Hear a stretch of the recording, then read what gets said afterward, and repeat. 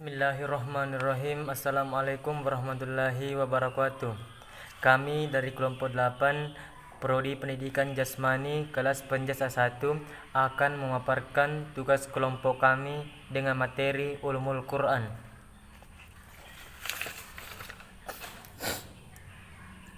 Pengertian Ulumul Quran dan sejarah perkembangannya.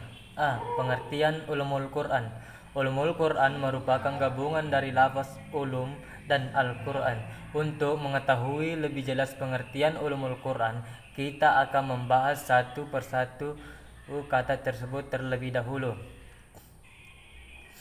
1. Pengertian lafaz ulum. Lafaz ulum merupakan bentuk jamak dari kata ilmu. Secara etimologis berarti paham atau tahu. Secara terminologis, ilmu mempunyai definisi-definisi yang berbeda sesuai dengan latar belakang di pendefinisi tersebut.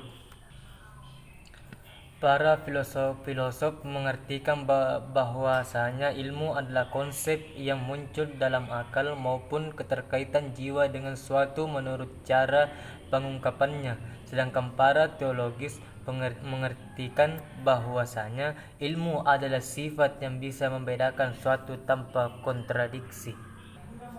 2. Pengertian lafaz Quran. Pengertian etimologi. Secara etimologi, lafaz Quran itu sama dengan lafaz qiraah yang merupakan bentuk masdar dari lafaz qoro'ah. Ini dapat dilihat dari firman Allah Subhanahu wa taala surat Al-Qiyamah ayat 17-18 yang artinya, sesungguhnya atas tanggungan kamilah mengumpulkannya di dadamu dan membuatmu pandai membacanya. Apabila kamu telah selesai membacanya, maka ikutilah bacaan itu. Dalam sebagian pendapat disebutkan bahasanya Al-Quran bermakna al-jamu, menghimpun, mengumpulkan atau merangkai. Ini tidak salah ketika lafaz qiraah membaca dalam ayat tadi itu diartikan sebagai merangkai huruf-huruf dan kata-kata satu dengan yang lainnya dalam satu ungkapan yang teratur. B. Pengertian terminologis. Tak mengherankan lagi bahwa Al-Quran adalah kalamullah dan telah maklum bahwa lafaz kalam selain digunakan untuk menunjukkan makna masdarnya, pembicaraannya juga digunakan untuk menunjuk makan maf'ulnya. 3. Pengertian Ulumul Quran.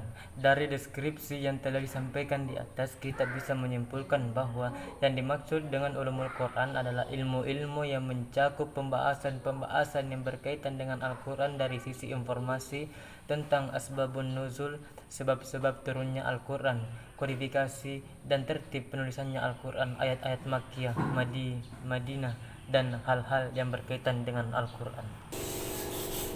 B. Fungsi dan keutamaan Ulumul Quran. 1. Fungsi Ulumul Quran. Adanya golongan yang bersifat radikal akhir-akhir ini tidak lepas dari penafsiran mereka tentang Al-Quran. Mereka yang toleran pun tidak lepas dari interpretasi mereka akan ayat-ayat Al-Quran. Dari sini bisa diketahui bahwa sebuah penafsiran itu sangat berpengaruh pada implementasi keagamaan seseorang. 2. Keutamaan Ulumul Quran. Tidak dipungkiri lagi bahwa Ulumul Al-Quran adalah sumber dari segala ilmu. Banyak teori-teori yang ditemukan belakang ini sesuai dengan ayat Al-Quran yang sudah turun ribuan tahun sebelumnya. Teori yang diungkapkan Harun Yahya mengenai terbentuknya bumi yang tidak tercipta secara kebetulan, melainkan sudah diatur sedemikian rupa secara iblis, itu sudah ada dalam Al-Quran surah Luqman ayat 10 dan 11. C. Sejarah perkembangan Ulumul Quran. 1. Sejarah kemunculan istilah Ulumul Quran. Pendapat As-Suyuti dalam pengantar kitab Al-Iftan. Ulumul Quran muncul pada abad ke-6 Hijriah oleh Abu Al-Fajri bin Al-Jauzi. Pendapat Abu Syabah, istilah Ulumul Quran muncul dengan ditulisnya kitab Al-Mabani fi Nashim al-Ma'ani yang ditulis tahun 429 Hijriah sampai dengan abad ke-5 Hijriah. 2. Perkembangan ulumul Quran. Masa sebelum kodifikasi ulumul Quran.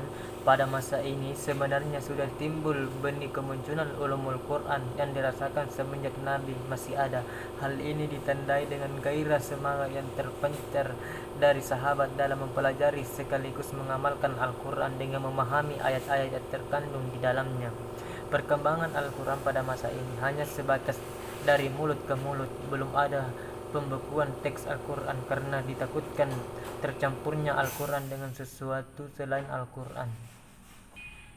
Di samping itu, Rasulullah Shallallahu Alaihi Wasallam juga merekomendasikan untuk tidak menulis Al-Quran. Dalam hadisnya beliau mengatakan, janganlah kalian menuliskan sesuatu dariku, dan barang siapa menuliskan selain Al-Quran maka hendaklah ia menghapuskannya, dan ceritakanlah sesuatu yang berasal dariku, tidak ada dosa.